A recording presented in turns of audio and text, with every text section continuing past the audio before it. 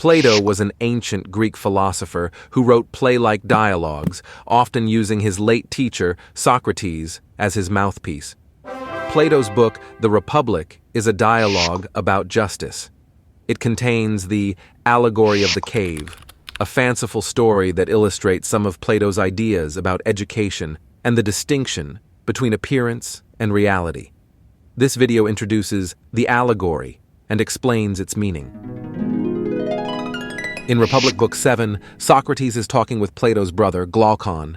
Socrates asks Glaucon to imagine a group of people held captive in a cave since childhood, chained so that they can't move their heads and can only see the cave wall in front of them. A fire blazes behind them, and puppeteers on a platform cast shadows on the cave wall. The prisoners spend their time discussing these shadows and the echoes they hear, which they assume are noises made by the shadows. This is the only reality they know. One day, a prisoner is released and made to walk out of the cave. The ascent is arduous.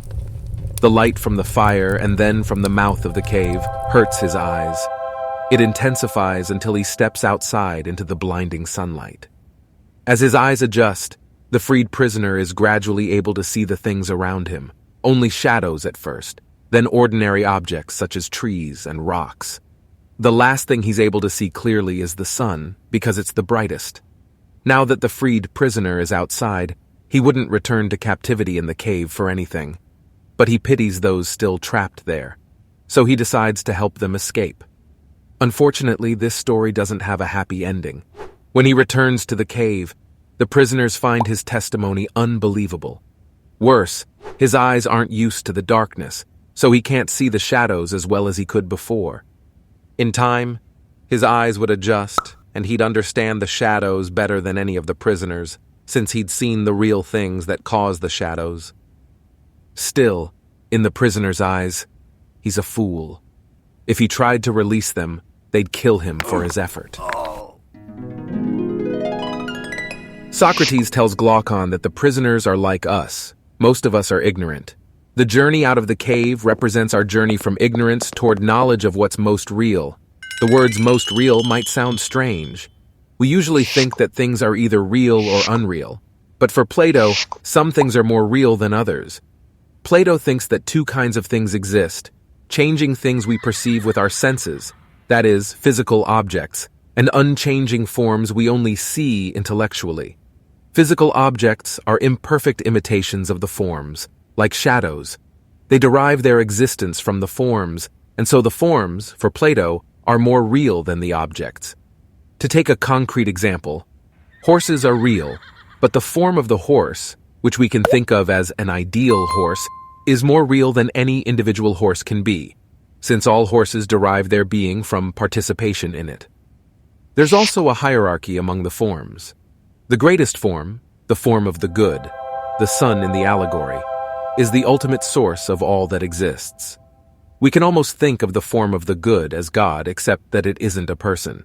Philosophical knowledge, the highest form of knowledge, is knowledge of the forms, and above all, knowledge of the form of the good.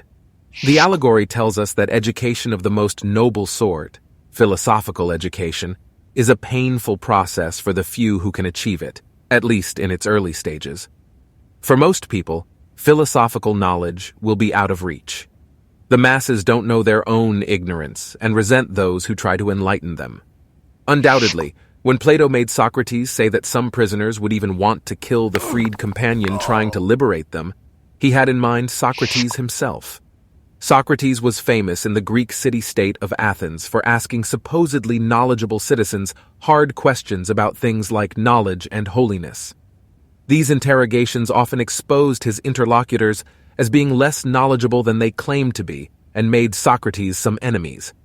In 399 BCE, Athens executed Socrates by forcing him to drink hemlock, a poison, after a jury convicted him of corrupting the youth and failing to respect the gods.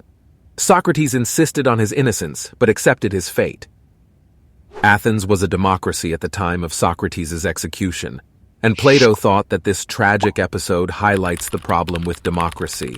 The majority can't be entrusted with power.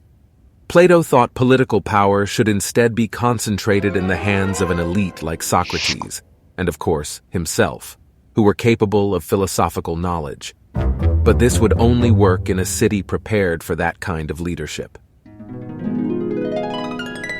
The allegory of the cave encapsulates many important and distinctive ideas in Plato's philosophy. However, elsewhere in his writings, Plato expresses ideas about education that don't neatly square with the symbolism of the allegory. According to the allegory, even the students who are capable of philosophy, whom the freed prisoner represents, are placed in a passive role, struggling against the teacher at every step. At least that's true until they breach the surface, at which point they have philosophical knowledge. The contrast between teacher and student is very stark. The teacher knows what's outside of the cave, and the student doesn't have an inkling and can contribute little to the journey. Elsewhere, Plato paints a different picture. In some of his dialogues, Socrates claims not to know the answers to the questions he's asking, and he views philosophical investigation as a cooperative exercise with his students. He's open to the idea that his students might provide objections to his ideas or raise ideas he hasn't considered. Maybe this cooperative model is a better way to think about education.